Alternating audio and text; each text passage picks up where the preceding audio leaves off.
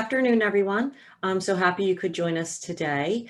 This presentation is really targeted directly toward special education directors. I first want to emphasize that this is about process. This isn't about content. The reason I created this presentation is because when I first became the director of special education years ago, and I needed to submit our data every, December, every July, I made a lot of errors. And there was really no massive training for the intricacies on how to submit the data, how to take a large system and make sure your data is accurate. So I made a lot of errors. And I made a lot of mistakes and had to do a lot of correction and was in a little bit backward situation of our data reporting, where I was doing a lot of repair at the end of the collection, opposed to putting some work on the front end of the process to make the collection a little bit more easier. So I created this presentation as an effort to support directors on my lessons learned, to try to help you with a very daunting job that's on top of an already very busy, complex, daunting job. One disclaimer is that when we submit our data wants to be, you want the data to be accurate, and the data should represent what is on your documents. So when I go through this presentation and I say, this is a time you need to go back and correct the data, what I mean is you need to make sure it reflects accurately what services you're providing to students. And that's all I mean by it. I would never expect anybody to change data in any way. It's just a matter of making sure that your paperwork reflects the services that the students receive, and that's what you report to the state every year. Okay, so this presentation is broken up into a couple sections. There's the preventative ways. There's are things that you should do now or can do now to just make the whole process easier for you. Then I will present before collection processes you should do, during collection processes, and then after your collection, meaning extracting from your data system. It will make a lot more sense as I go through this. Even if you're an experienced director, you might learn some helpful hints through this that you didn't know about. And if you have helpful hints after my presentation, please share, because we certainly can all work together to complete this daunting task, make it easier on everyone. The first thing that you could do or should do to be able to make this process easier is to have a basic understanding of Excel, Microsoft Excel. You can watch videos on YouTube, you can talk to your data people, you can talk to some of your math teachers if you have no background on Excel, but I'm going to show you some basic tricks of using Excel to try to make the process easier. So gaining that understanding of how Excel works will help you in the long run to make this process easier. Another preventative measure thing that you should do is really become close friends with your data manager within your district and your PIMS data manager within your district, so that everybody is working together. Your special ed data manager and your PIMS manager, they might be the same person within your district, or they might be two different people. So you're going to want to make sure that you're aware of them, you work together with them, and that you have them on speed dial.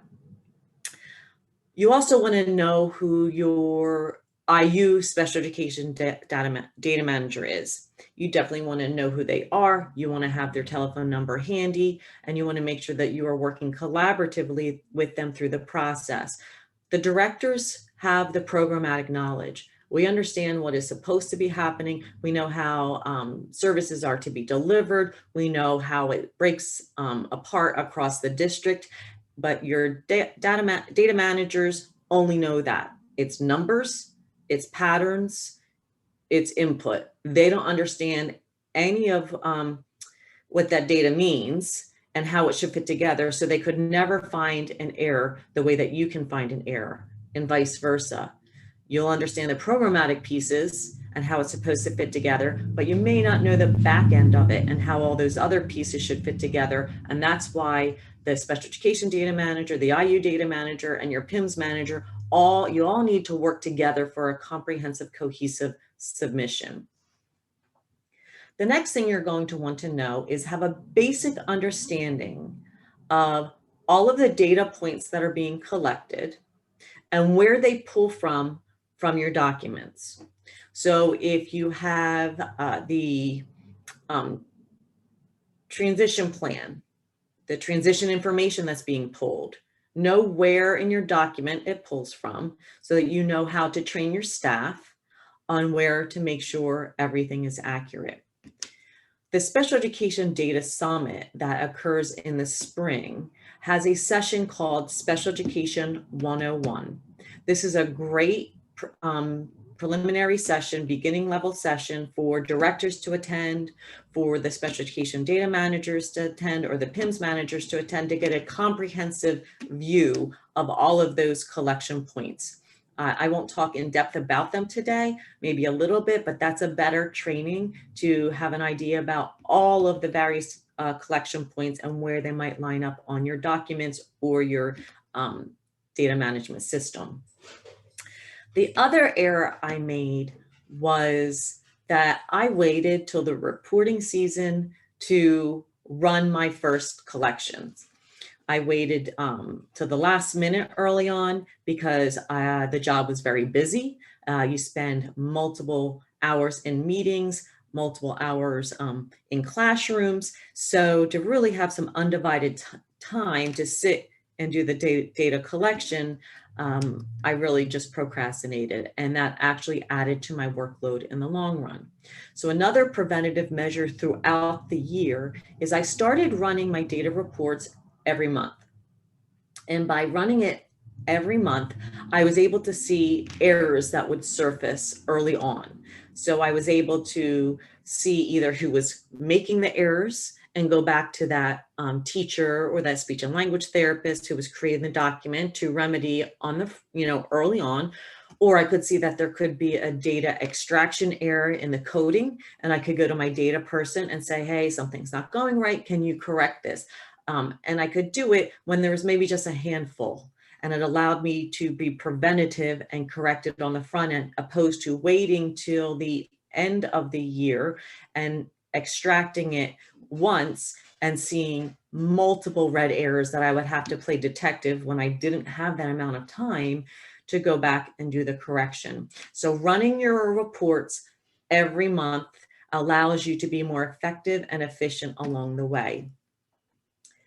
The next thing I did is I set the conditions for the ease of reporting, and I limited the activity in the data pull.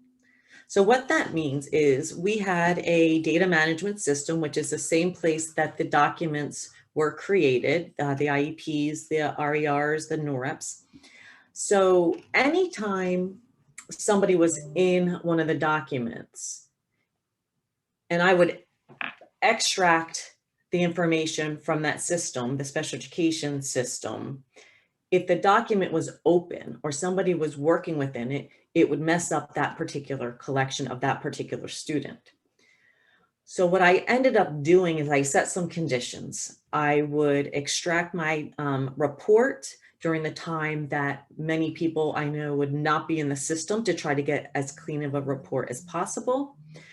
And eventually I set conditions of the year of when the documents would be created. I'm not recommending this for every school district. I will let you know that I did it in all three of my school districts, and it really helped. What I did is I indicated that IEPs prior to December 1 needed to be done early, so that during the month of December, I didn't have many IEPs or many documents that were open. So it stayed in compliance because we just pushed the due date up earlier and it was done sooner. And I did the very same practice at the end of the school year in May, so that by May 1st, we had IEPs shifted and had to be done before that. The very first year that we did that was challenging. There was quite a bit of pushback from the staff because it really sandwiched them in to get the timing straight. Once we made the transition and it became just the habit of the system, they loved it, because what that meant is over the December Christmas time, they didn't have many IEP meetings to have. They could really just focus on everything that they need to focus on during that really hectic time of year. And that held true for the May date as well. By shifting the due dates to be done before May 1st, it allowed, particularly at the secondary level, for teachers to really work on that end of the year priorities that can be very comprehensive when you're also trying to do IEPs at the same time. So I'm not saying that would work for everybody. It's just one example, but what I would recommend is you really look at your conditions and when you're pulling your report to limit the amount of people that are in it. The next thing that I did is I created a comparison document for every year, and this will come in handy later. Jeff, I just want to make sure that the Excel spreadsheet came up. It sure did. You're good to go. Okay, thank you. So what this is an example of right now is the raw data of students with disabilities across Pennsylvania for a 5-year sequence. So, you know, just basically looking at this, I can see the trends in regular education. I can see the trends in special education. So special education is increasing. I can look at trends within percentages, and I can look at raw counts of disability students that are eligible by disability category. You'll see later in my presentation, I have this exact same chart as a percentage. What this allowed me to do is it let me know the ballpark of my district, and it let me know the trends. It allowed me to be preventative if I needed to be preventative, if I saw something starting to go a trend I didn't want it to go in. And it also allowed me to surface errors, that if I were to run this in December and I saw something totally outside the norm as I added the new year data, it would let me know, oh my goodness, I need to go back and look at this collection in this area. What happened? Was a coding wrong? Are speech and language therapists or are certain teachers having a hard time putting the right data in? It just allows you to have a broad range process of, you know, where your numbers should be aligned to see if there is some form of anomaly in your data for that particular year. So those are some of the things that I just got into habits of doing prior to each collection year that just allowed things to run a little bit more smoother over the years. Now, again, I can't emphasize enough the partnership you need to have with your internal district data people and your external IU data people. I would have Jody and Dan's telephone number on my phone for speed dial, as well as my data team, because I know that you're constantly running, you're constantly going to this meeting, and in the middle of the meeting, you're being disrupted because there might have been a discipline situation, or there might have been a classroom you needed to go provide some support immediately. And I didn't want to show up at my desk when I had a 30-minute window of time to do something and spend 10 minutes trying to find their telephone number if I needed to make a call. So I just put their telephone numbers, their anything I needed to contact them directly on my phone. So it was a lot easier, and I didn't waste any time knowing that the time is, you know, very tight for us. So now I'm going to get into things to do prior to collection. So when I say collection, I mean prior to extracting your data from your system, whether it is IEP Writer, why it's IEP Plus, whether it's Sapphire, whatever system that you are using, these are things you should do before you extract them. So I would always have a code sheet, and I'm going to advance my slide to show you this code sheet. So I'd always have this code sheet, which will be available to you in the PowerPoint, which will be posted, and I had it right at my desk. And the reason I had it at my desk is as I go through this process, you'll see how I use these code sheets. But because as a director, you work in words, you work in the disability categories, the educational environment, the reasons for exiting, we work in words, but the data world works in numbers. And I could never remember what number code related to each particular word when I had to do corrections. And when you extract your report, you will just get numbers. You don't get many words at all. And when you get your comparison report from the IU, again, it comes in numbers. So it was very hard to always remember. So having the chart right at my desk allowed me to use some of my tools that I'm going to show you and have the information available for me to see at any moment. Again, just time saving and efficiency. And I already mentioned this about having the IU Data Manager and the BSC Data Manager numbers right on your desk area.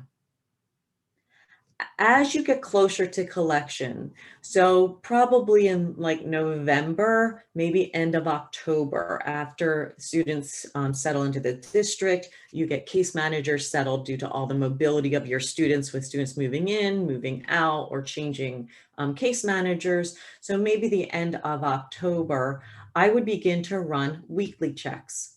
So I'd start pulling my data maybe every Monday morning and just start looking for the errors in case something surfaces. I can correct one or two, opposed to correcting a whole bunch of data as would happen if I waited an entire year.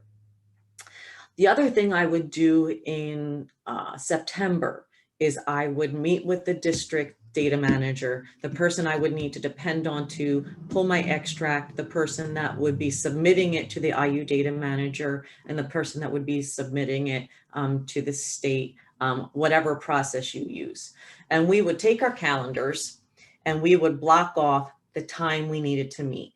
So until we got more efficient with the process, I would block off maybe an hour a week starting in September. And then as I would get closer, I might block off a little bit more time. Again, I would always pick time that I would try to pick time where there wouldn't be students in the buildings, because we know how unpredictable that time can be. So maybe 7:30 to 8:30 once a week, we had time on our calendar. We touched base. If there wasn't a need to touch base, we got an extra hour, but we weren't in the heat of the year trying to schedule a joint meeting, which we know how difficult that can be.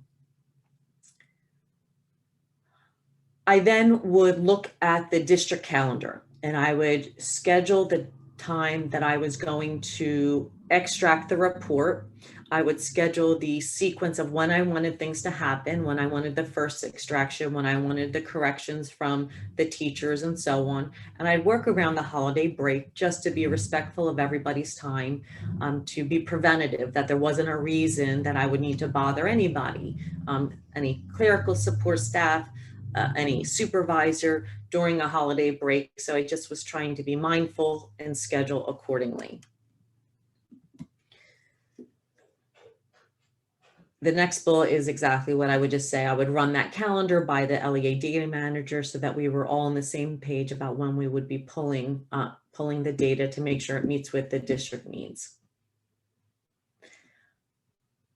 Prior to collection, I would be aware of all the potential spot checker errors that are out there, and I would be knowledgeable about how to correct them. I will show you some things at the end of this presentation of the most prevalent errors. Sometimes when you get that information back, there's a lot of language on what the error is. And if you really break it down, it's one small field. So I have a couple of those examples at the back, but really being aware of what all of the codes that you're going to get back mean will help you know how to correct it and be preventative at the end.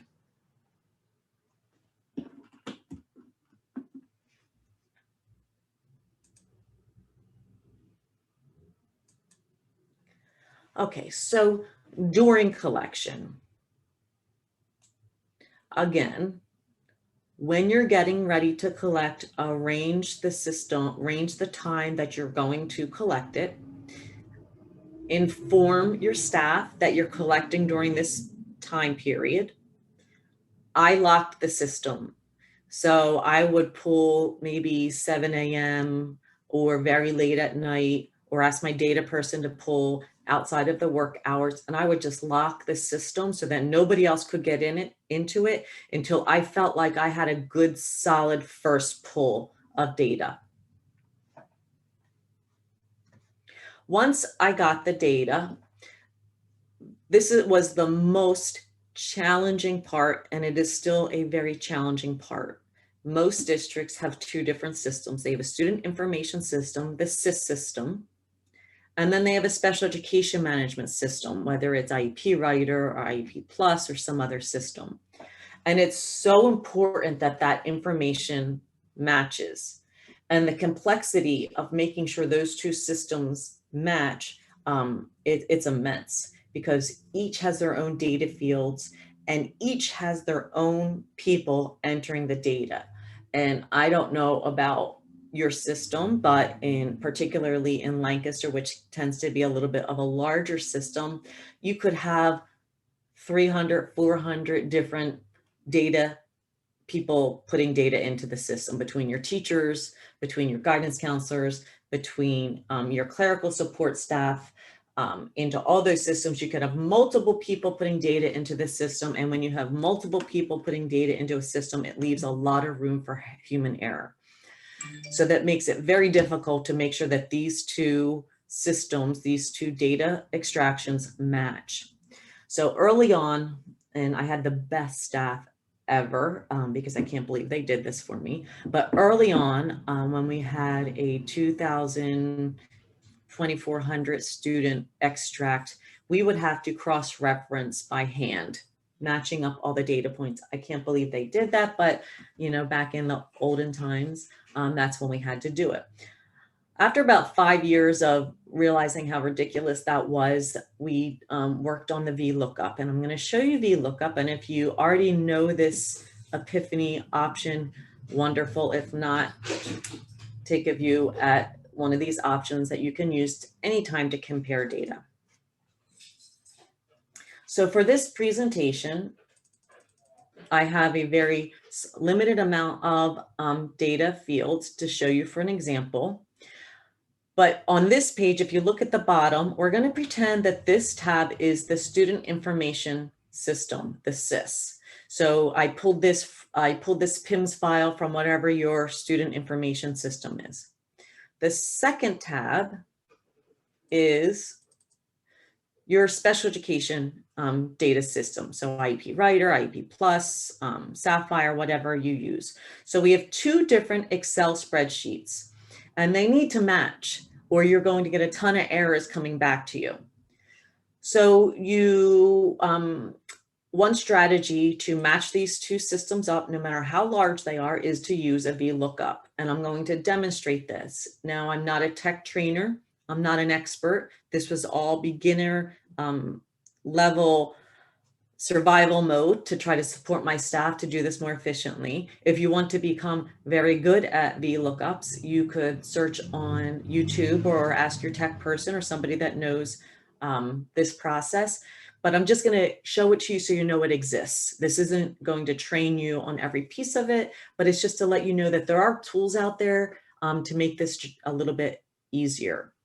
So to do a VLOOKUP, you first want to click on a field where you want the data to be entered. And what I'm going to be doing is putting a code in place that tells the two sheets to talk to each other and to look for particular data on each sheet and match them up.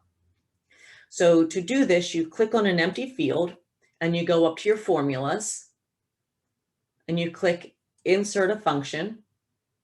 And you'll have many choices to choose from, but you're going to choose VLOOKUP.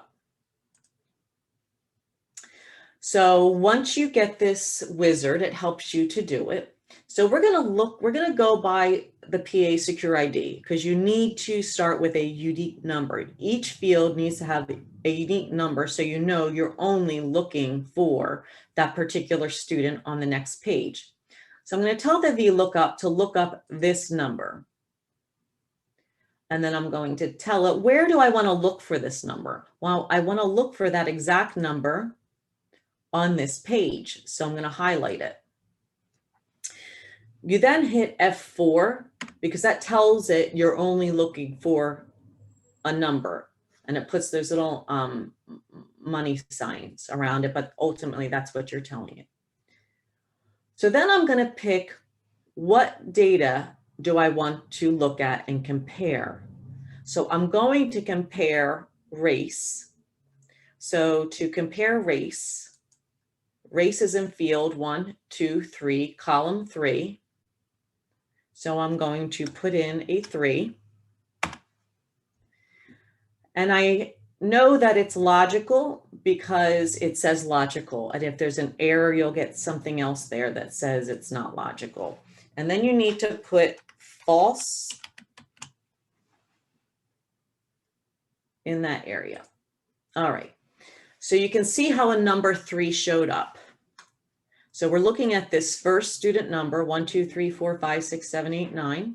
We're going to go to this special education field, and we're going to look at 1, 2, 3, 4, 5, 6, 7, 8, 9. And it's pulling over this 3 into this field here. So I can already see that this particular student has a discrepancy between the SIS and the special education system. Now, if I want to look at all of the students, I don't need to go back and do the entire formula again. I just need to drag the formula down, and it will copy it into every cell. So when I had 2,400 students, I was able to pull it all down, and I was able to find the errors by just matching up the two different sides, or the two different sheets. So what this tells me right now is in the first student, there's an error. Oh, and here there's another error. So I have 2 errors regarding race. So at this point, I would go and I'd figure out what is the correct error, what is the correct race of this particular student. And then I would go into the systems and I would correct the data in both systems so it would be accurate. I'm going to show you how to do this again, but we're going to match up the grade this time, just so you can see the process again. So you're going to insert a formula. You go up to formula. You choose VLOOKUP. We're going to, again, you're going to look up student ID because you need the unique number. We need to tell the process where are they looking.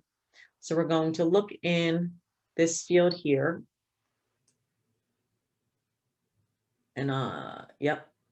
And then you need to do F4 to just tell it's a number. And we need to tell it what column we're looking for. And remember, we're doing grade this time. So that is column 1, 2, column 2.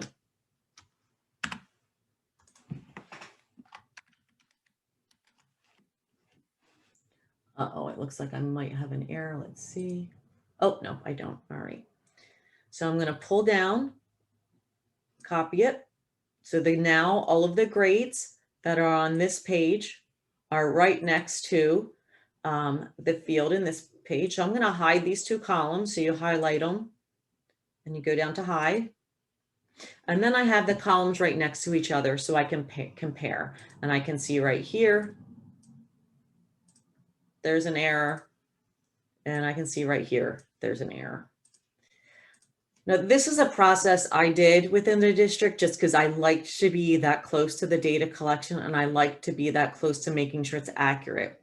Once I had it highlighted, I would turn it over to a clerical support staff or one of my SECs, and I would say, go in and figure out what the right data is and make sure it's corrected in the system.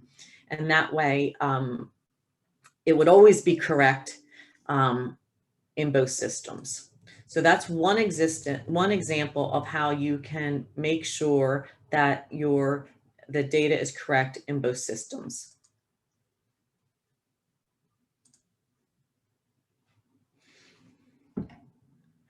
So with that particular process, as I said, I would be correcting the data in the SIS and in the special education data system. I would be making the corrections there. And then once I feel like it's clean, once I feel like those 2 are going to match, I could put it up in the sandbox for additional corrections. I would make the corrections. And once I was pretty confident that it's as clean as it can be and all those internal issues have been ironed out, I then would move my corrections into the extract. And I'll explain that in a second. So I'm going to review the process. I close down the system. I pull the extract. I start looking for errors. Once I find errors, I correct them back into the SIS and the Special Education Management System. I put it up into the system. I pull it again. I put it up in the sandbox to look for issues. Once I feel like at that process it was pretty clean, then I extract one more clean file, and that becomes my clean file that I start working off of. This is just a visual of the VLOOKUP. So now I have a clean file that I feel is as clean as possible. It's at this point I start looking for the patterns within the data, and I use the Excel filter system. So you click on, I'm going to open up an Excel process. And like I said, they're all numbers. And unless you understand what the numbers mean, it can be very confusing and meaningless, actually. So that's why I have all the codes next to my desk, so I can always just look at the code sheet. So it's at this point I would do two different things. I put a filter on. So you highlight the top and you go over to sort filter and you bring down a filter. And when you put the filter on, it allows you to support, to filter out or sort for different things. So I'm going to go to the primary disability category, and I'm going to support by 2121. So as you can see, it pulls out just 2121. And if you go down to this little corner on the left side, it tells you that there's 106 2121s. Well, what does that mean? Well, I have to go back to that chart, and I can see that 2121 is autism. Well, if there are 106 students that have autism, then I know my data is pretty good. But if I can see that there's something totally out of sorts, then I know, oh goodness, I have to go back and see what's going on. I might also sort by building. So let's support by location 1001. So every school building has their own number. So within your school district, you have an AUN for your school district, and then you have a particular building number for each one of your buildings. So I'm going to sort on building 1001. And that tells me that there are 2 students with autism in that particular building. Now, if this was my building that had had some autistic support classes in it, or I knew that had a high number of students with autism, then I would know, oh my goodness, I need to go back and figure out what's going on. But if this was a building that didn't have a lot of students with autism, then I was aware of that. And I would be aware of that because I had my chart that I always could look at. Then I would know, okay, this part is good, I can move on. And now I'm going to look for the patterns of a different disability category. And I would just sort them all out and look. Now, I really like data. So for me, I really enjoyed this. And if you don't enjoy this, then this is probably where you would stop. But I would also predict what my Penn data chart would look like, because I would know exactly what I was sending up to Jody to know about where it should fall. I would have an idea about my educational environment, how much it may have shifted over the year. So I could be prepared, but there's just so much you can do by using the filter system in Excel to really get embedded in your data. One more trick with Excel I'm going to show you, and it's called a pivot table. So to develop a pivot table, which is ultimately you're just going to develop a chart that looks at this data in a different way, you would click on Insert, and right over here you have the option of Pivot Table. Click on the Pivot Table, and it's giving you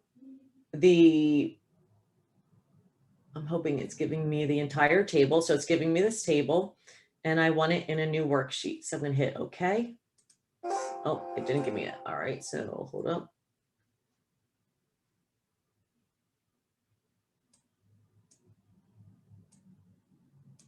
Nope, hold up.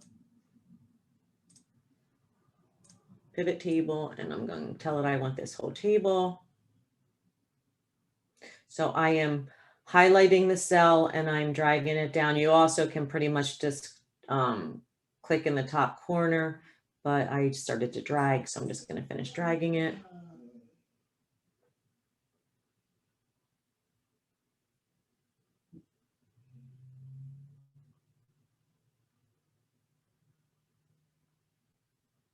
There's a much easier way to do this, but there we go.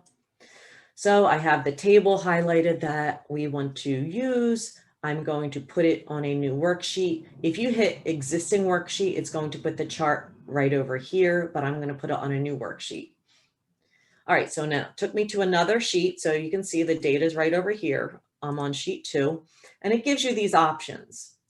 So you start clicking on the data points that you want to look at. So I need to click on student ID.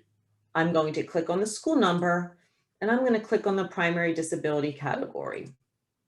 And I'm going to put the school on the row, and I'm going to put the disability category in the column. And if you can look at this right now, this at the moment has all my schools broken down, and I would know what schools these were because I would have the code right next to my desk. And it has the disability categories across the top. And again, I would know what each one of these columns are because I would have the chart at my desk. But if you look inside of here, something is obviously totally wrong with these numbers. So if you look over here in the bottom right corner, it says values, and it's telling you what it's doing to the values. So it says sum of student ID. So what it's doing is it's adding up all of the student ID numbers to give us a total. So we certainly don't want them added. We want to count. So you click on the arrow, you go to the value of field settings, you click count, and you click OK, and there you have it. You have your school buildings by the number of disabilities in each by category in the building, that if you keep your trends over the years, you are able to go and look for an anomaly and see if there's something outstanding, something very outside of what should be from your typical reporting process, to know if you have something that you need to change before you submit. So here is your prior year's data example that you would be going back and forth to compare. So this is a critical point. At this point, after you've had your clean data extraction and you're doing your comparison, if you find errors, what I did at this point is I made the correction directly on that clean Excel spreadsheet. So I didn't have to extract again, because between the first time I pulled it and by the time I had time to get to this point, multiple people were in the system and multiple people made changes. So it already would have messed up this first extraction. So I would make the error corrections manually on this Excel spreadsheet. I then would go backwards into the SIS and into the special education management system and make the same revisions there, so you know that the data was correct. So at the beginning, you're pulling your extract, you're making your corrections, then you're pulling a second extract, making your corrections. Once you pull a clean extract and you get to this level, then I would start making the corrections on the clean Excel spreadsheet manually, and then fixing it into the SIS system to make sure everything was accurate, to cut down on human error.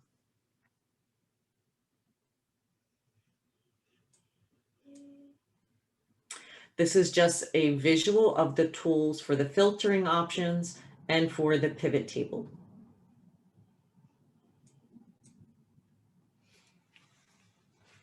So after the collection, after you have it pulled, you have it clean, you will get a comparison report that should come from the intermediate unit to look at a year-to-year comparison. That's where you have to put in whether you have reviewed your data, whether you have corrected your data. I can't emphasize this enough.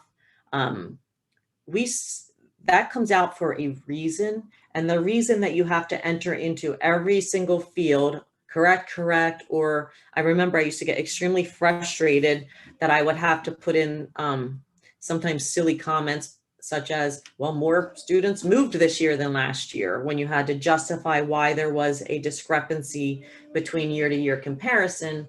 But the reason that we do that is because we still have situations after submission after submission, after asking LEAs to review their data for accuracy, that it gets submitted up to the feds, or it gets submitted somewhere else, or it gets submitted a year later, and the district says, I'm so sorry, last year's data was inaccurate. This is the real accurate data.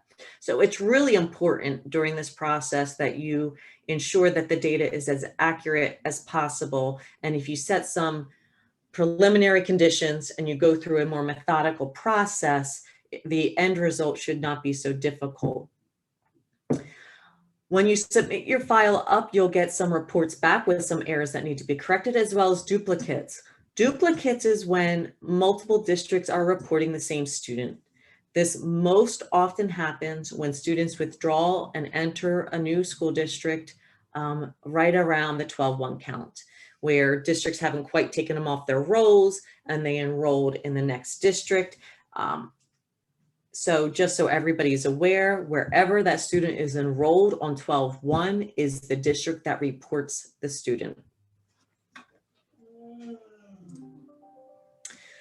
So then you'll get some error reports that'll come from PIMS. And this is just an example of some of the highest errors that we receive. And I just would like to decode it a little bit for you, because what you ultimately get is you get this left side with like number 1, special education environment, 19, 20, 21, service provider location, with all these words, when really all that's telling you is your LRE code is not matching the location code. So that means you might have a student that's out of district in a restrictive setting, but you have their code as a 19, 20, or 21. So that's what you have to go back and look at when you get this code. You have to look at your LRE code and your location code to make sure that your particular location has the ability to offer that type of placement or setting.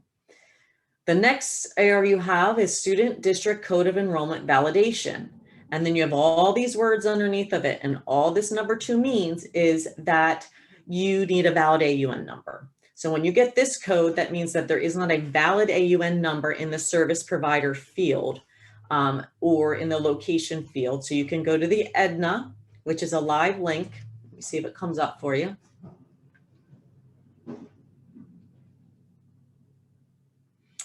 This is EDNA, and you can type in the name of schools and search, and you will come up with the particular AUN numbers that you need to ensure that you are accurate. The third error is student cannot have both GIEP and IEP. That's accurate, pretty self-explanatory. That might be when you have your PIM system and somebody codes them as having a GIEP, and they're also getting a code of an IEP. We know that you can only have one, so it would be the IEP that would get the check.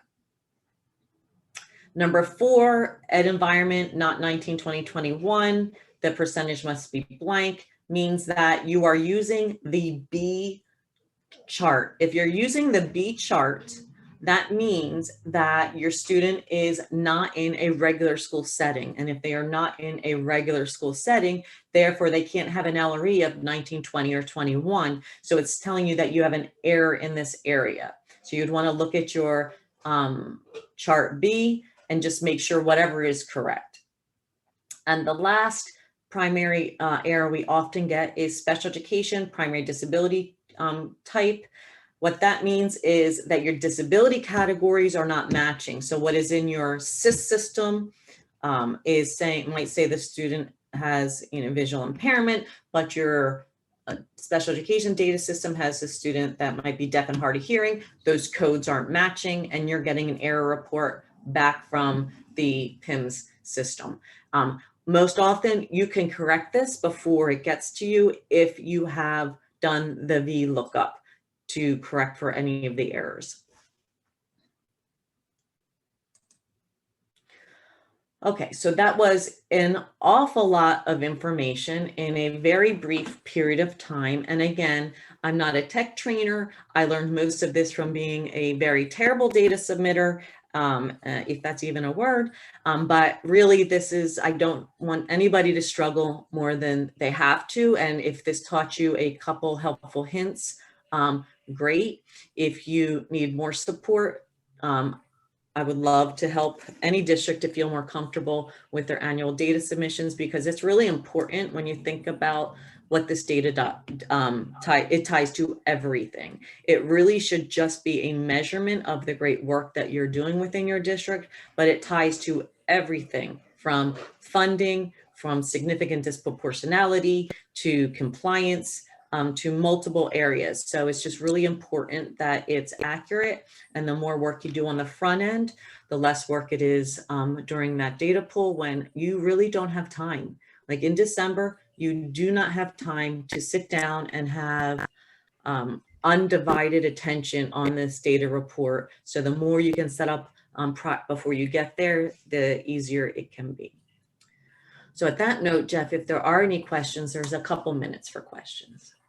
Well, Carol, I will say we have some positive affirmations for you in the chat box, folks that are very appreciative of the information that you provided. One of the things that I would just add to what you said, and it resonated with me as a former special ed director myself, is the importance of that collaborative relationship with your not only PIMS coordinator, but your tech person and even your IU contact that does your PIMS reporting. So definitely important to have all those key players and have great relationships with them, because it's so important to have good people on your team, like you said you did.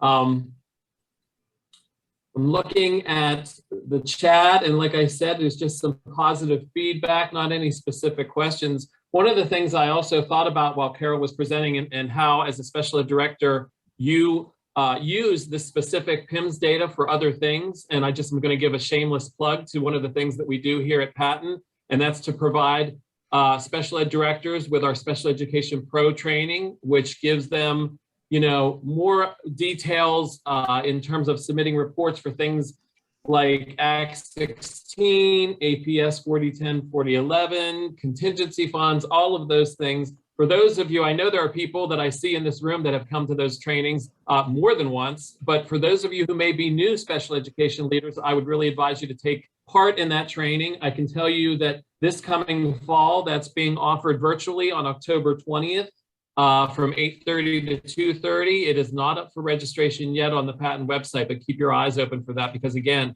a lot of the information that you need for some of these reports can be pulled straight from what Carol is telling you in terms of PIMS reporting. So kind of it dovetails right into that. Again, I am seeing, let's see, here's a question. Is the Special Education 101 session from this spring available recorded? So it wasn't recorded from this spring, but Jody and Dan are working on recording it, and it will be posted, and I can push it out through the PAIU group when it is up and running. Okay. And Emmeline, can you tell me which training were you referring to? The one that Carol referred to is Special Education 101. And the one that I was referring to is how to be a special education pro, proactive, responsive, and organized. And again, that would be on the Patent training calendar, probably sometime in September, being held on October 20th. Okay. I think that data can be really scary, and sometimes, actually every time in these meetings, I don't get a lot of questions. When I am in other presentations, I get peppered with questions, but I think that data in itself can be very scary, and you just kind of have to dive in and get your hands in it. And that's one of the other reasons I just, as a director, really had my hands in it, because of the criticalness of it, but I needed to know it so I could support my staff to do it well. So I would just really recommend that don't be afraid of it, and really just try to strengthen your craft so you can strengthen your staff to do a better job of it.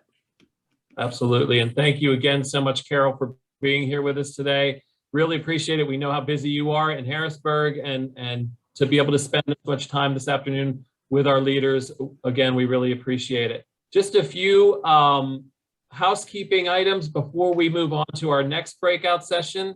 We want everybody to please keep in mind that Act 48 is being awarded to participants who attend the full afternoon on Monday, which is today, and or the full morning on Tuesday, and or the full post-conference on Tuesday afternoon. So keep in mind that you do have to attend those full of those three things: full afternoon today, full morning tomorrow, or full post-conference in order to get that Act 48 credit. You also, in addition, will need to complete the credit verification survey and submit session codes by the close of business this Friday, next Friday, August 6th, 2021. That survey is only to be completed once after you attend your final session of this summit. That survey will open at 3:30 on Tuesday afternoon, and I'm going to post the link to that right now in the chat. Just get there. Okay.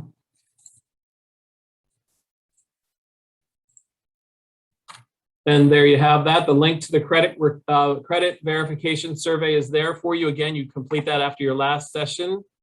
And then I'm going to offer the code for Carol's session. The code that you need to record is EDSR1. That's E as in Eddie, D as in Doctor, S as in Sam, R as in Rabbit, and the number 1. And I will again put that in the chat right now for you.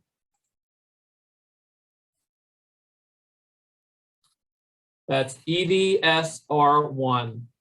At this point, we're going to go ahead and let folks go, get ready to attend their next session if they're going to. And we want to thank everybody for being here and enjoy the rest of the conference. Thanks, everyone.